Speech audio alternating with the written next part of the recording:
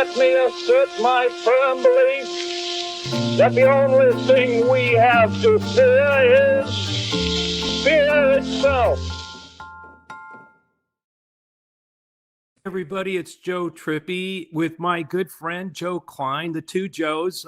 We'll figure out which one of us is the other Joe today. But we got stats a week usually, but the whole show is going to be stats on what happened last night, our take on what was important and what we can learn from the numbers. And Joe, go throw it to you first to get your quick take as we get into this. Well, very infrequently in politics do you see one party pitch an absolute shutout. Usually the other party wins something. The Republicans won nothing last night. Now, this is an off year election, and I don't know how much significance these elections have going forward, but the significance for right now involves the president of the United States, Donald Trump. People don't like him very much, even though that these are blue states. These are blue states that were tending more moderate in 2024, tending more Republican. And now, as I watch these results, all of the, especially Latino voters, and young men have come home or gone back to the Democrats. It was, I don't think I'll be interested in your take on the campaigns. I don't think that there were sterling, victory speeches last night. I thought it was pretty much politics as usual, even if the results suggest something other than politics as usual. Well, look, I thought Mikey Sherrill's speech was the one standout of all of them. I mean, if there was a good one, I thought I'd put it this way: I thought hers was the best of what we saw last. Probably. But look, here's the interesting thing. Alex Ashlow, my partner on that Trippy show, just pulled this up this morning. Just to go through what you said, Joe, about Trump's unpopularity and how people are, how a lot of last night was, whether voters said in the exits it was about him or not, it was about him, a referendum on him. In Virginia, his approval going into the election was 41-56. The election result, Republican got 42, Spamberger got 57. In New Jersey, his going into the election, it was 43-55, his approval. The result, Republican got 43, Mikey Sherrill got 56. In California, where his approval is 34-63, the result, 36-64. I mean, almost an exact mirror of his approval and disapproval. But I think, look, we were all watching some of the big stuff, Virginia, New Jersey, New York, obviously, and we'll get into that.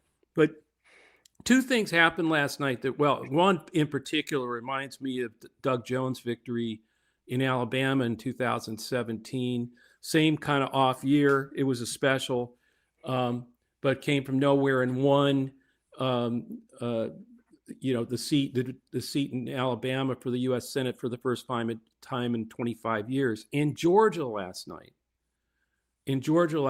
for the first time since the year 2000, I believe, a Democrat won statewide public office, non-federal public office. It was Public Service Commission, and they haven't won a statewide Public Service Commission seat in decades. Last night, two of them defeated two incumbents, Republicans, and by over 300,000 vote margins, and like margins that were in Republican districts that Trump or counties that Trump won. Thousands and thousands of vote per high, sometimes like plus 45 with Trump, where it was in 2024. So, and then Mississippi, the Democrats gained 3 legislative seats and literally for the first time in 13 years now have taken the Republicans down below a supermajority in the state Senate. So there were these things where, like you said, they didn't win anywhere. I mean, even in the places where no one was really watching, and also the circumstances were different. But it was a pretty big wipeout across. And in Pennsylvania, they were the Democrats held on to 3 Supreme Court judges. Pennsylvania is, always a crucial state to watch, and more so in recent years. And that's a sign that, what it really is a sign is that Democrats cared about this election and Republicans not so much. But Democrats certainly cared and certainly came out and certainly made a statement. Yeah, and when you look at the another place that I know there wasn't a whole lot of focus on it, but up in Maine, Prop 1, which was a proposition that the Republicans put on the ballot, that was would require voter ID, put strict restrictions on absentee ballots and mail ballots, and big restrictions on drop boxes and all that. I mean, it was a Republican proposition that they funded and were campaigning on. It lost 64%. Wow, I didn't know that. Voted no, just similar to California. I mean, it just shows, I think, that I mean, Maine's not. I mean, come on, Maine's not. I mean, it's a crusty, tough state. I mean, they may have liberals and conservatives and all that, but this is not like a wild California no state in terms of how people perceive it.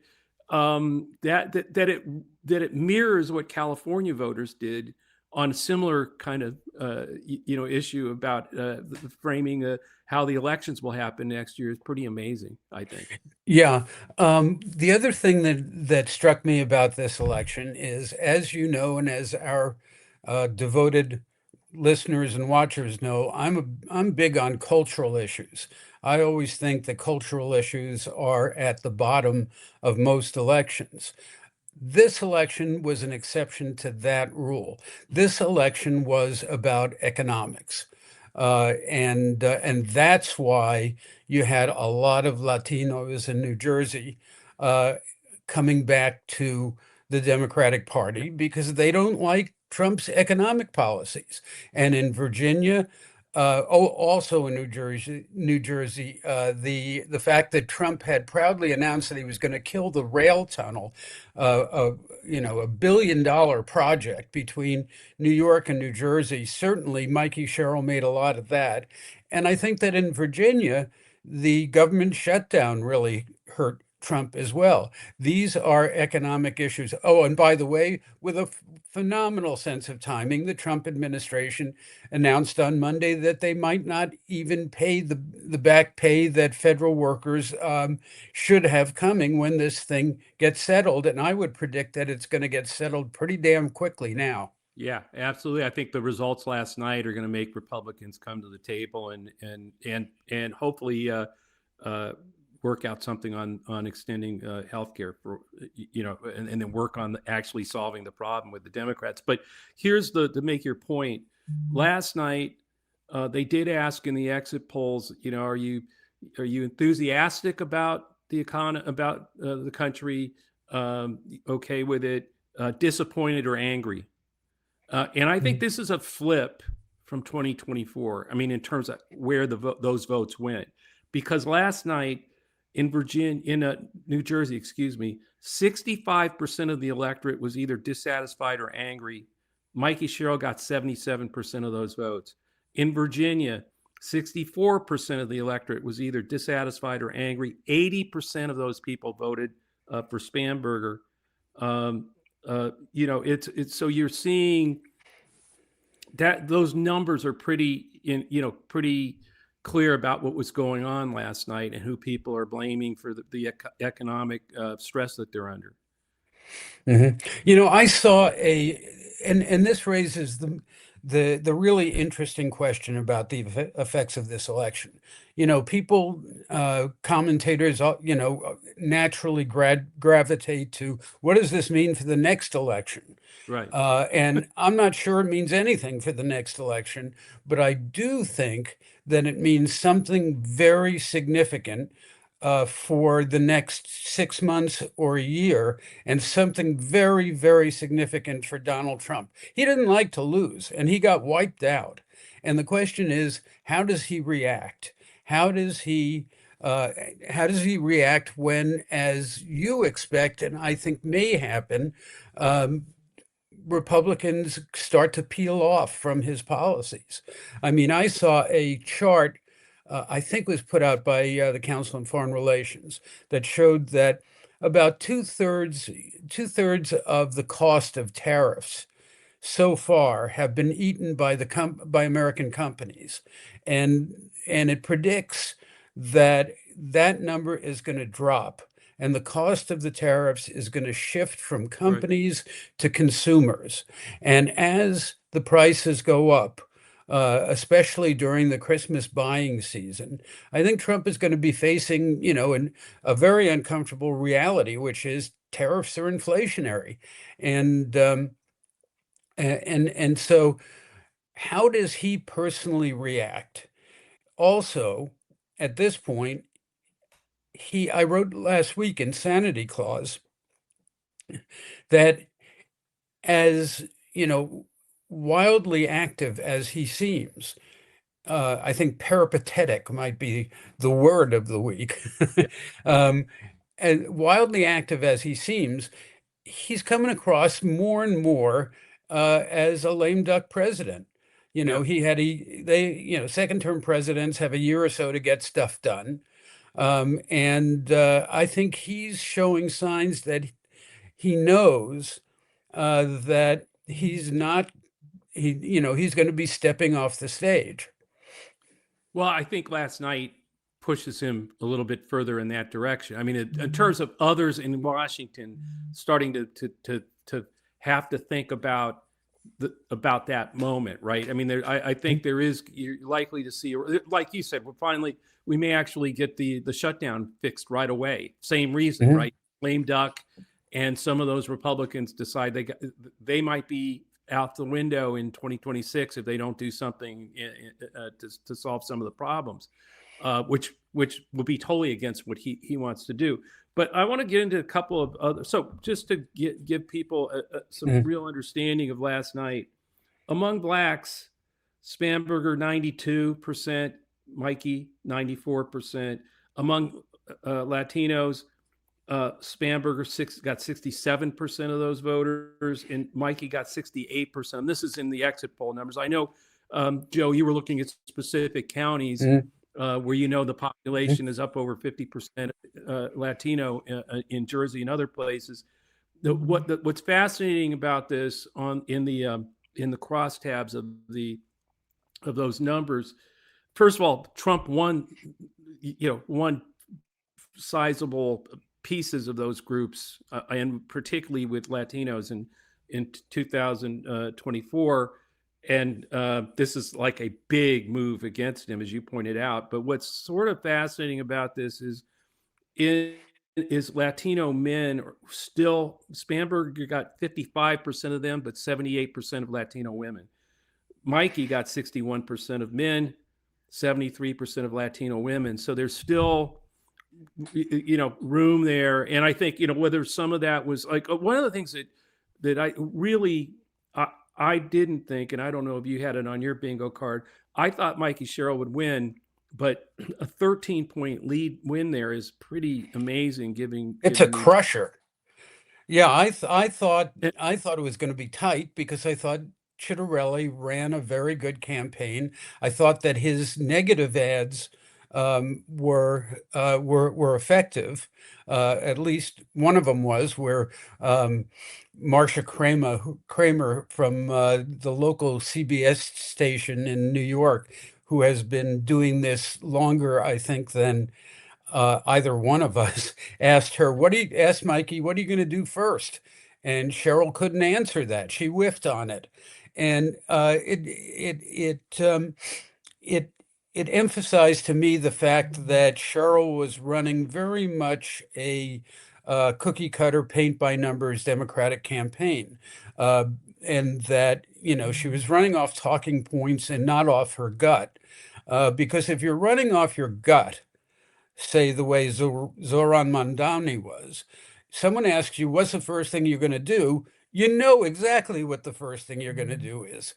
And I think that in the striking thing to me about the numbers that you're throwing out there today is how similar the numbers are in New Jersey and Virginia. They're exactly the same. Yeah. And that tells me that the quality of Mikey Sherrill's campaign didn't mean anything to the voters. What meant something to the voters was Trump. Well, that's the fascinating thing, and the reason I thought it would be tighter was because first of all, you have the governor Murphy's a Democrat, and so you got to change people blame him for some of the economic stuff or Democrats for it. But the bigger reason I thought was because New York media is saturating a huge chunk of New Jersey with Democratic socialist Mamdani, and he will destroy the world, and Democrats are socialists, and all that stuff that was going on in the New York market that bleeds into New Jersey. You would have thought that would have had some, might have impact on Mikey. It didn't happen. You look at numbers, and what's fascinating, if you look at the differences between the three, so you're right, Virginia and New Jersey line up exactly. Pretty much. I mean, it's amazing to me. And there's a couple of stats, though, that are, I'm just going to go through with Mamdani. So Mamdani got Cheryl and Mikey and Spanberger got 47% of the white vote. Mamdani got 46% of it.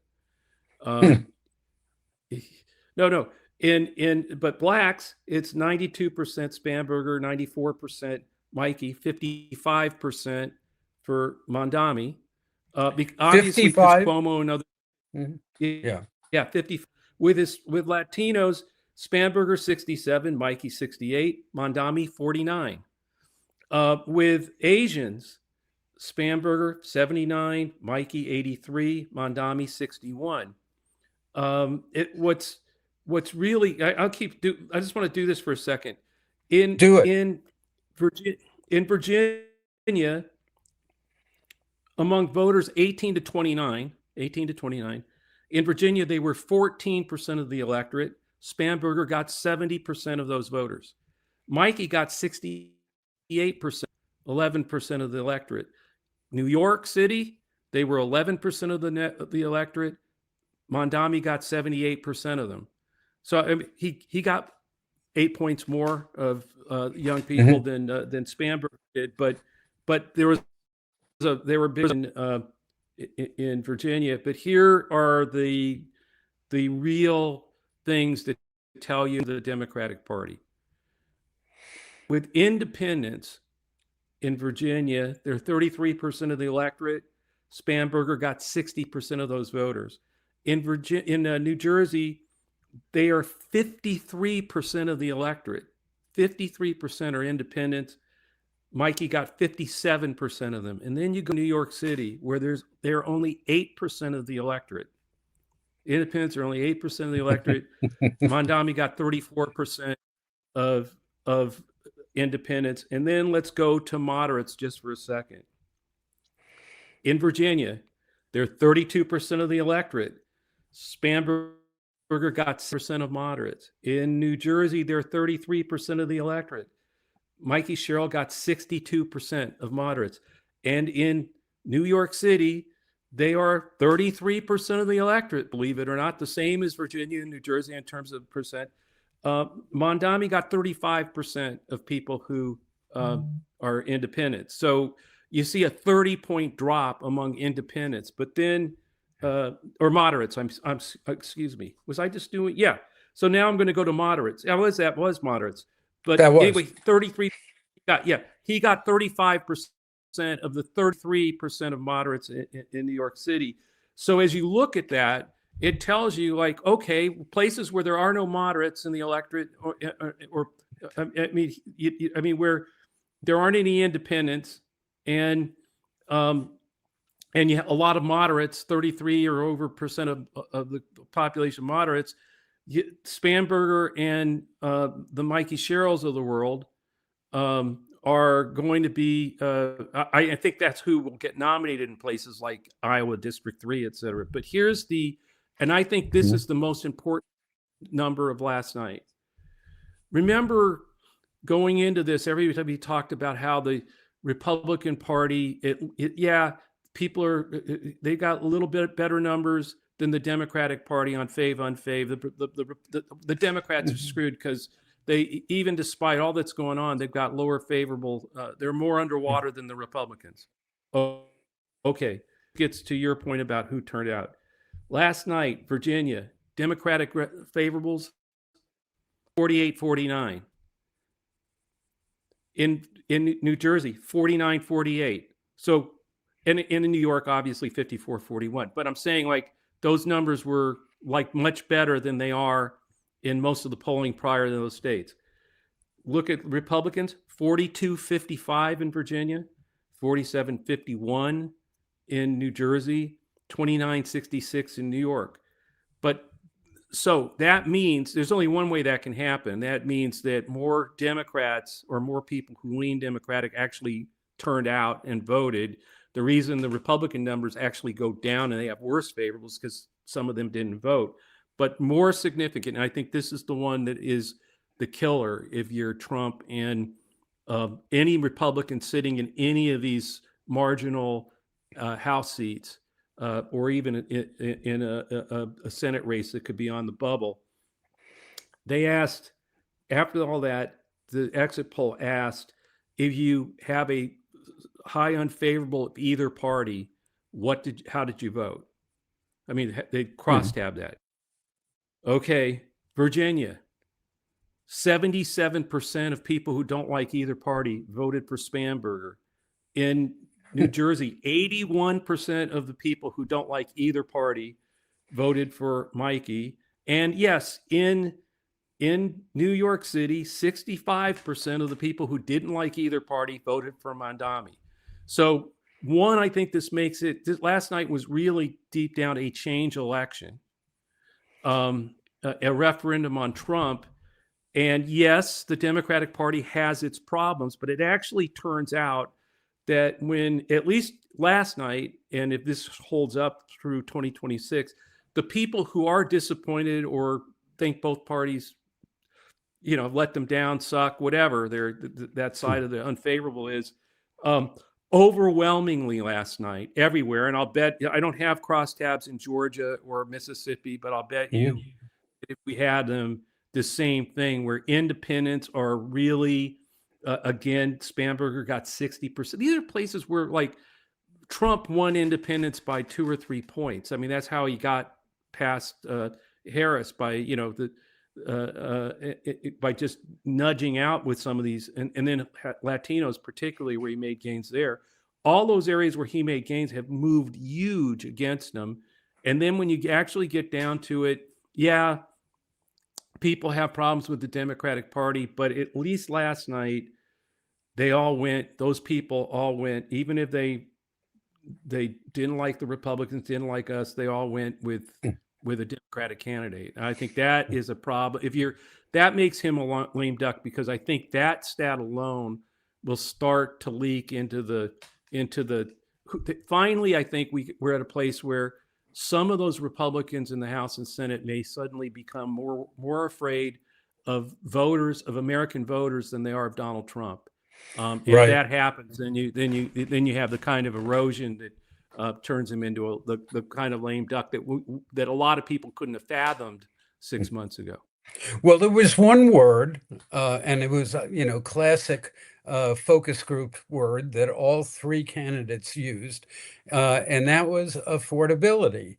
And on the day before the election, I was on a long drive, and I stopped at a McDonald's for lunch. I am a culinary populist.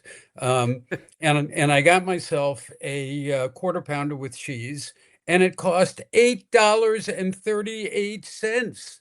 I mean, that's ridiculous. That is what people talk about when they talk about affordability. They don't talk about Yeah. macroeconomics. They talk about, Right.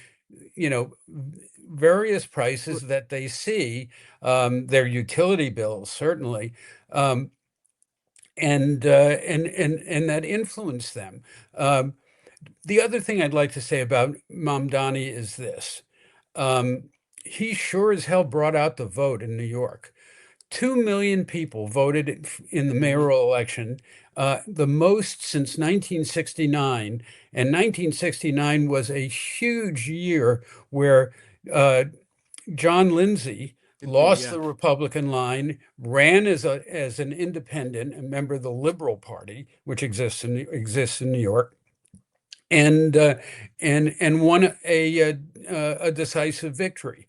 Um, I think that Mamdani Mamdani's victory is going to be fascinating to watch, because he didn't give an inch in his speech last night. No, no, Um, that's and I thought the when I look at the commentators on TV, one of the guys I trust the most, who always comes right out of his gut and not out of talking points, is Van Jones on CNN.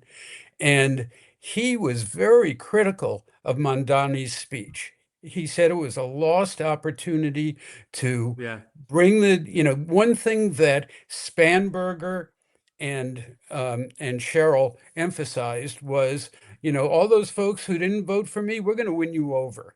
I'm going to govern for you too.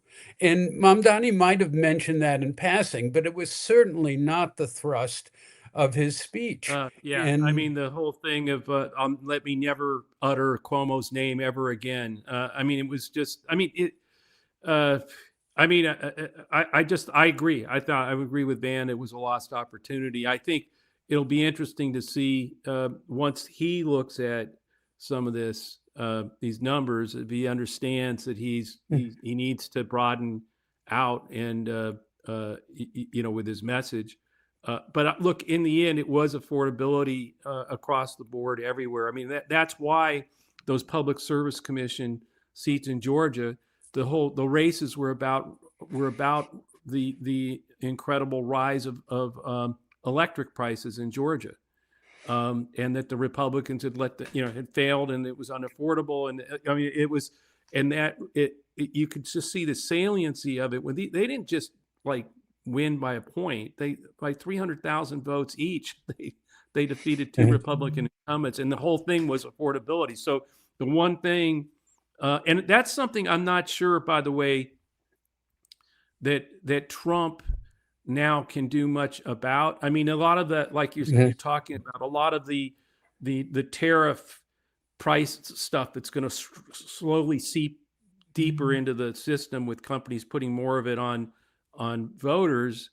I don't see how, even if he stopped, ended all tariffs tomorrow morning, there's still all that stuff that's going to happen. I mean, I'm sure the stock market would love that and go up another 10,000 points, but I'm not sure people will feel it over the next, 12 months here. So, like it's going to take time affordability, to turn that around, if yeah, yeah, indeed Trump decides that he's going to have to turn it around. And I don't think he's going to decide that. The right, area, right, the affordability area, uh, cost of living area that is most stunning to me in terms of Trump's behavior is the energy sector. I yeah, mean, you know, uh, all of the candidates last night favor all of the above, um, energy policies. I mean, those were not, green candidates, except for maybe Mamdani, but certainly not Spanberger or Cheryl. They want all of the above energy policies. They want, a lot of money invested in a new grid. Which is, new power lines and so on for the 21st century. The amount of energy that AI is consuming is prodigious. It's almost Right. shocking. And to me, Trump's inaction in this area and the fact that he, is actively opposed to windmills because I guess he thinks that they mess up his golf courses. But to me, the fact that Trump hasn't seized on this issue and run with it is as weird as the fact that Biden never seized on the border, never shut down the border. And it's going to be really interesting to see in these next few months whether Trump's agenda changes or how he tries to use his vaunted misdirection. Does he invade Venezuela to get, people's minds off this? Does he invade New York? I think that one of the messages from last night is that while people don't like illegal immigration, they don't like this ICE business and, the tear gas in the streets. They think it's unnecessary. Yeah. Well, it's chaos, and I mean, that's if anything, I think they think it's unnecessary. But he is, I think it presents him more as the chaos kind of president. But the bigger thing, though, on the energy stuff is I don't think he's going to change because he is literally driven to win the AI war against China. And so he is like probably just way over the skis on pumping AI and there'll be EOs on executive orders on nuclear plants or whatever he thinks he has to do to provide that energy. But the fact of the matter is AI is going to drive energy. It's already doing it, but it's going to drive energy costs. I don't care what all of the above energy policies you have, it's going to devour all of them. And our energy prices are going up at the same time when the American people are starting to freak out about AI taking their jobs, rightfully so. So, and he is on that side. That's the other, he is on that side of it, whether that's because he's profiting from it, invested in it or whatever, obviously his family's involved in some of that stuff. But I'm just saying, I think I agree with you. I just don't see him changing policies and so if affordability had the impact that it did last night, I don't see how affordability somehow gets lessened. The energy prices are down, food prices are down, gasoline prices are down. That I just don't see how that's, how that's going to happen. It's not even clear to me that the Fed is going to continue to lower interest rates and all the things. Some of the things that would, at least make it easier to buy a home or something like that. That might get one or two, but you're starting to see real signs with the job market. It's not clear what they're going to be able to do.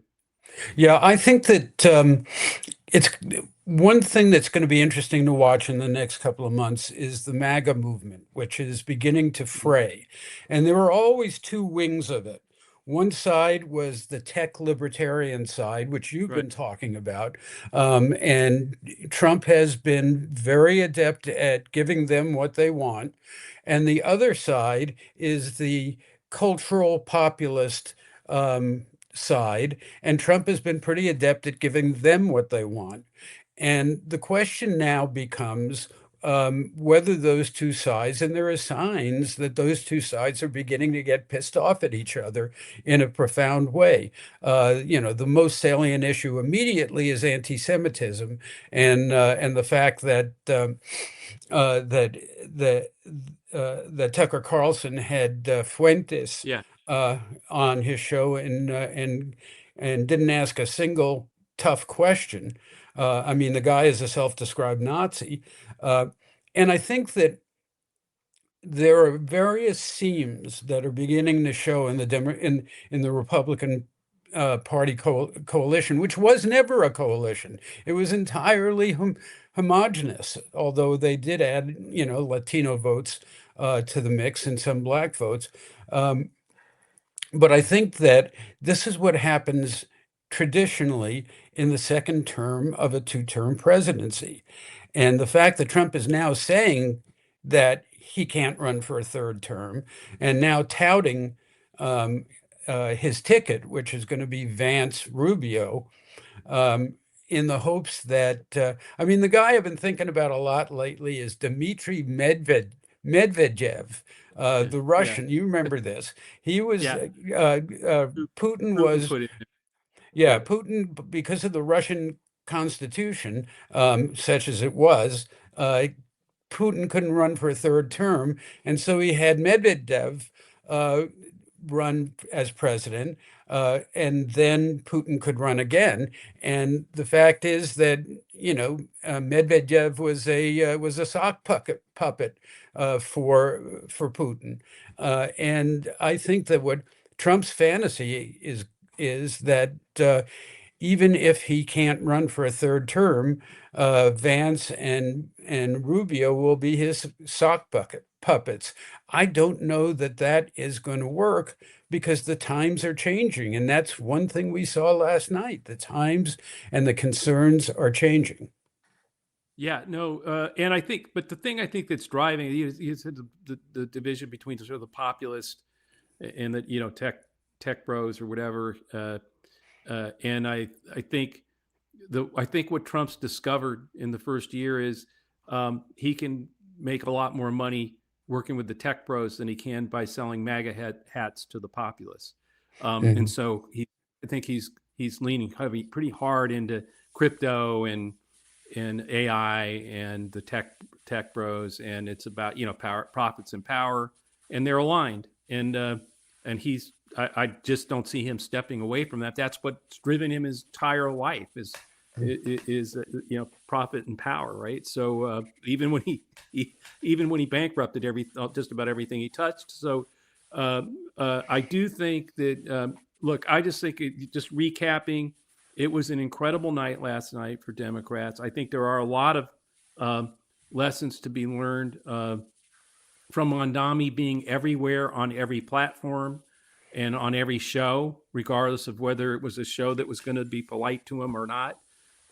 That's something I think a lot of Democrats can learn from, to not be as careful, et cetera.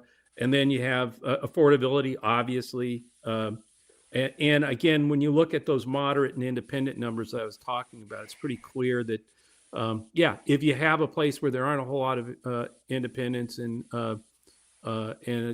larger number of and almost no Republicans, then Mamdani kind of candidacy could win. But most places around the country are a lot more like Virginia and New Jersey, with pretty high numbers. I was shocked to see that. I forgot that New Jersey was 53% self-identified independents, and we're not talking about, because they ask a specific question about, do you lean to one party or the other? And we always know, Joe and I always know that if you say you're an independent, you're really somebody who belongs in one of the parties, but they're becoming more and more in this electorate true independents, and in that sense, whereas before they were leaning Trump in 2024 against Biden and Harris, they are now pretty strongly leaning with Democrats. And again, if you don't like either party, same thing. Those people, for whatever reasons, are going with Democrats. And so, we've got. You couldn't have a better night for the Democratic Party, right? The other thing for Trump, right? My final, I guess, observation would be the irony of the fact that Donald Trump, who has been working overtime to destroy and limit the institutions of our democracy, is in the end really good for democracy, because people come out and vote in droves because of Donald Trump.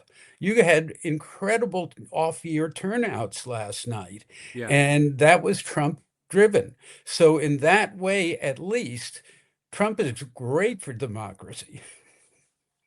Well, that's the one way why he might be good for democracy. But listen, we should bring this to a close. We're folks, we're on every Wednesday. We record usually on Tuesdays and drop the podcast on Wednesdays. But today we went live, and then it'll appear later on as the podcast. But you can find you should go join Lincoln Square if you're not a member already. Become part. There's a lot of great shows there. That Trippi show is also another show with me and my partner Alex Sashlow. Our show, the two Joes, we're going to do it once a week. Again, usually it'll drop on Wednesday, and you can find Joe Klein at Joseph. I can never get it straight because of the Joseph. So, Joe, tell us where your Substack is. It's called Sanity Clause, after the Marx Brothers line. There ain't no Sanity Clause, and it's at josephklein.substack.com. Cool. So look, we'll see you next week. Hope you enjoyed our little run through election last night. And that's the kind of back and forth you're going to see. Today we agreed more than usually we agree, but Joe usually kind of tries to make me feel uncomfortable, which he's really good at. But he didn't do that. So take care, all. Thanks, Joe. Okay. Thank you, Joe. Let me assert my firm belief that the only thing we have to fear is fear itself.